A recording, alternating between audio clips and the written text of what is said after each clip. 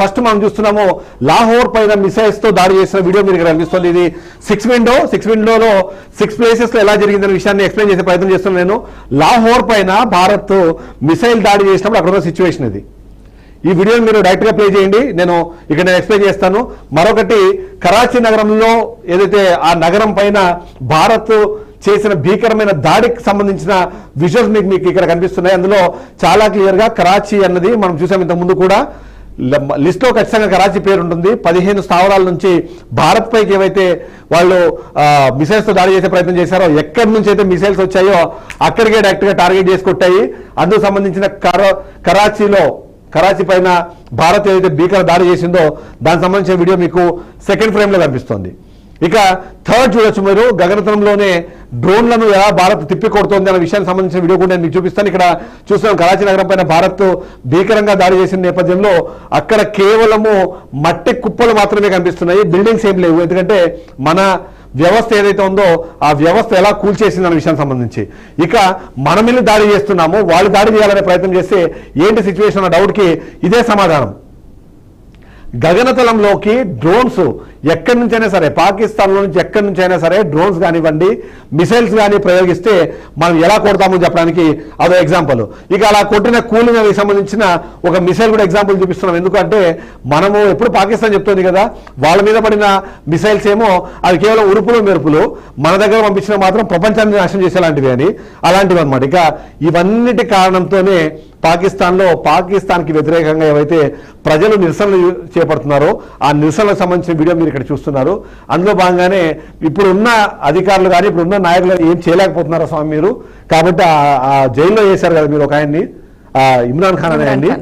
ఆ ఇమ్రాన్ ఖాన్ బయట తీసుకొచ్చేసాను, ఆయన ఏమైనా చేస్తాడేమో, తీసుకొని రండి మేము ఏదో చేసేస్తామని చెప్పి పాపం యూత్ కొద్దిమంది కూడా మీకు కనిపిస్తుంది కదా, వాళ్ళ పార్టీ జెండా పట్టుకొని పాపం రోడ్ల మీద తిరుగుతున్నారు. ఇక్కడ తెలుసుకోవాల్సిన విషయం ఏంటంటే, మీరు తీసుకొని రావాల్సింది ఇమ్రాన్ ఖాన్ని కాదు, ఇక్కడ ఉన్న ఛాంపియన్ని ఓడించాలంటే అక్కడ ఇంకో ఛాంపియన్ ఉండాలి. ఆ సిచ్యువేషన్ ఇవాళ లేదు కాబట్టి వదిలేసాను. ఎందుకంటే ఆ సుదర్శన చక్రం మీరు అనుకుంటున్నట్టుగా ఏదైతే ఇక్కడ మనం చెప్తున్నామో, భారత్ భూభాగంలోకి రావాలన్న ఆలోచన చేసే మిసైల్స్ని కూడా ఆలోచన వచ్చిన నెక్స్ట్ మినిట్ దొరికేయగలిగిన వ్యవస్థ మన దగ్గర S-400. అది పాక్ మీద ఎలా దాడి చేస్తోంది, ఆ సుదర్శన చక్రం ఎలా పనిచేస్తోంది, ఆ సుదర్శన చక్రం పనిచేయడం ద్వారా పాకిస్తాన్లోని డ్రోన్లు పైకి ఎగిరి ఆకాశంలోకి ఎగిరే లోపే అక్కడి నుంచి అంతర్ధానం అయిపోతున్నాయి, మాయమైపోతున్నాయి. దీనికి సంబంధించిన 6 వీడియో ఇది. ఈ 6 వీడియో మీరు చాలా క్లియర్గా చూపిస్తున్నాం. మేము భారత్ దాడి చేయాలి అనుకుంటే కరాచీ లాంటి ప్రాంతంలో, లాహోర్ లాంటి ప్రాంతంలోకి లోపలికి దూరి మరి మనము బాంబులు వేసి నాశనం చేయగలుగుతాము.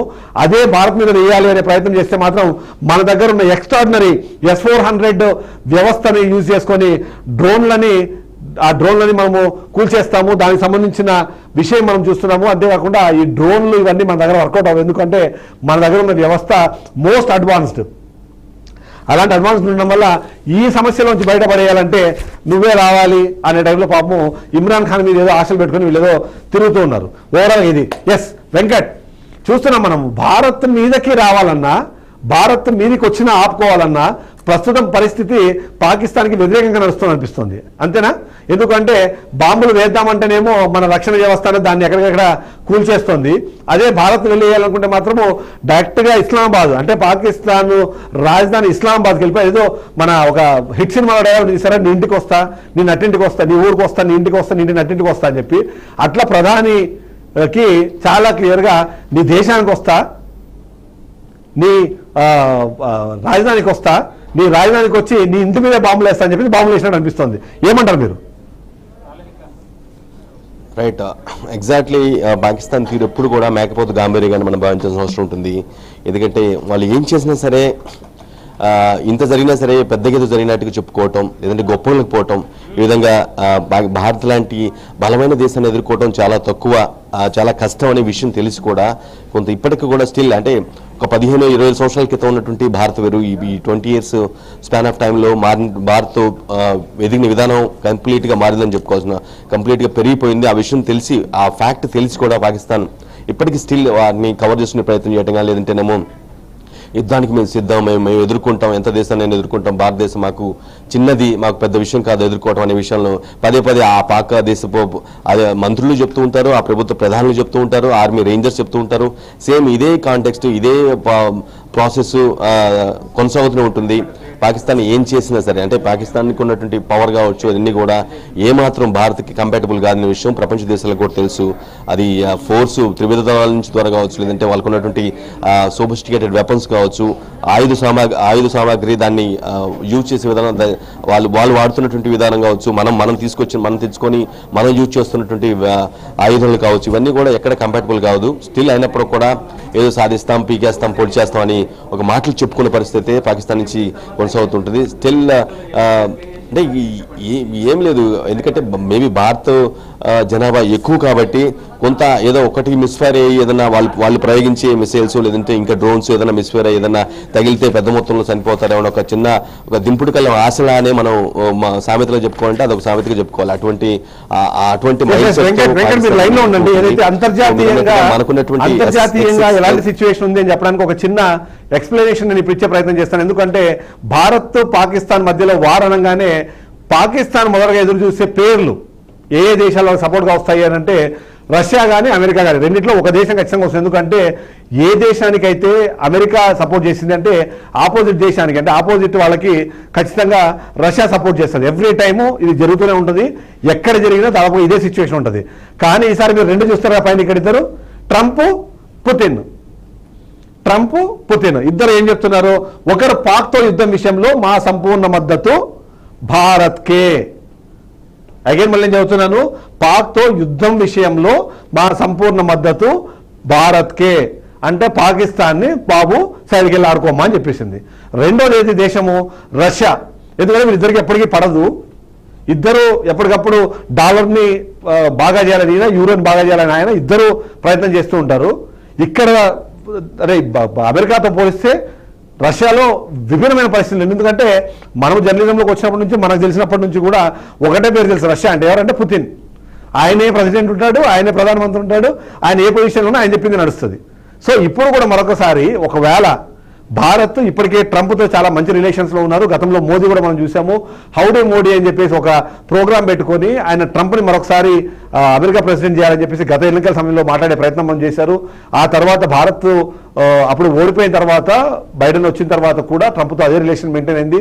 మరొకసారి ఆయన అక్కడ ప్రెసిడెంట్గా గెలిచిన తర్వాత కూడా మా ఫ్రెండ్షిప్ అనేది చాలా ఉంటుంది. అండ్ గతంతో పోలిస్తే భారత్ చాలా అడ్వాన్స్డ్ ఉంది ఇప్పుడు. కాబట్టి అలాంటి ఫ్రెండ్ నాకు కావాలి, అందులో ముఖ్యంగా మోదీని పర్సనల్గా కూడా ఆయన చెప్పిన పరిస్థితి ఉంది. అలాంటి సందర్భంలో భారత్ వైపు ఒకవేళ అమెరికా వస్తుందేమో అని అనుమానం ఉంటే అప్పుడు రష్యా ఏం చేస్తుందంటే ఆటోమేటిక్గా ఆపోజిట్ వెళ్ళిపోతుంది. ఎందుకంటే ఆయన కొట్లాడాలనుకున్నది పాకిస్తాన్తోనూ భారత్తోనూ కాదు, ఆయన మాట్లాడాలనుకునేది అమెరికాతో. కానీ మొదటిసారి డైరెక్ట్గా ఉగ్రవాదంపై భారత్ చేసే పోరులో మేము భారత్ వైపే ఉంటాము, తదాస్తు. అంటే ఇప్పటిదాకా పోనీ అమెరికా పోతే రష్యా వస్తుంది అనుకున్నారు, కానీ అమెరికా రష్యా రెండు దేశాలు కూడా ఇప్పుడు డైరెక్ట్గా భారత్కి సపోర్ట్ చేసిన పరిస్థితి ఉంది. ఇక నెక్స్ట్ చైనా, ఎలాగో వాళ్ళు డైరెక్ట్గా మాట్లాడలేదు, ఎంతో కొంత ఆశ పెట్టుకునేది ఏంటంటే అరే జపాన్ మా వైపు వచ్చింది అనుకోండి, జపాన్ వస్తే ఆ టెక్నాలజీ కానివ్వండి లేకపోతే ఆర్టిలరీ వ్యవస్థ కానివ్వండి మాకు సపోర్ట్ ఉంటుంది, ఇంకా అడ్వాన్స్డ్ టెక్నాలజీని ఉపయోగించడంలో జపాన్ ముందు వరుసలో ఉంటుంది. కాబట్టి జపాన్ ఏమైనా మాకు సపోర్ట్ వస్తుందేమో అనుకుంటే ఆయన కూడా చెప్పేశారు ప్రస్తుత పరిస్థితుల్లో జపాన్ అన్ని విధాలా భారత్కు సహకరిస్తుంది. జపాన్ నుంచి కూడా స్టేట్మెంట్ వచ్చేసింది.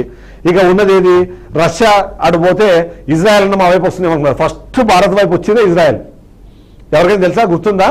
భారత్తో పాకిస్తాన్కి, భారత్ పాకిస్తాన్ మీద యుద్ధం చేస్తుంది అనగానే ఏదైతే మనం రాడార్ వ్యవస్థ గురించి మాట్లాడుకుంటాం ఇవన్నీ కూడా ఆ డ్రోన్ వ్యవస్థ ఏదైతే ఉందో ఆ వ్యవస్థకు సపోర్ట్ చేసిందే ఇజ్రాయెల్. ఇజ్రాయెల్ కూడా చెప్పేసింది భారత్కు మేము ఉన్నాం, ఉగ్రవాదంపై ఎటువంటి పోరుకైనా మేము భారత్తోనే ఉంటాం. సో 4 కీలకమైన దేశాలు ఏవైతే ఉన్నాయో ఆ 4 కీలకమైన దేశాలు కూడా ఇవాళ భారత్తో మేము ఉంటాము అన్నది చెప్పేసాయి. సో వెంకట్, మనం చూస్తున్నాం ఏదైతే ప్రపంచవ్యాప్తంగా ఎప్పుడైనా సరే ఒక చిన్న అలజడి జరిగినా, చిన్న యుద్ధం జరుగుతుంది అన్నా సరే వెంటనే దేశాలు, అంటే దేశాలు రెండుగా విడిపోయి కొన్ని దేశాలు ఒక దేశానికి, కొన్ని దేశాలు ఇంకో కంట్రీకి సపోర్ట్ చేస్తూ ఉంటాయి. ఈసారి అన్ని దేశాలు భారత్కి సపోర్ట్ చేయడంలో భారత్ వ్యవహరించిన తీరు కానివ్వండి, లేకపోతే మనము చెప్తున్నాము చాలా రోజుల నుంచి లోకనాయకుడిగా మారుతున్నాడు మోదీ. లోకనాయుడుగా మారిపోయి ప్రపంచవ్యాప్తంగా అందరికీ సపోర్ట్ చేసేస్తున్నారు. గతంలో కూడా మనం చూసాము, ఎప్పుడైతే కరోనా మహమ్మారి ప్రపంచాన్ని పట్టి పీడిస్తుంటే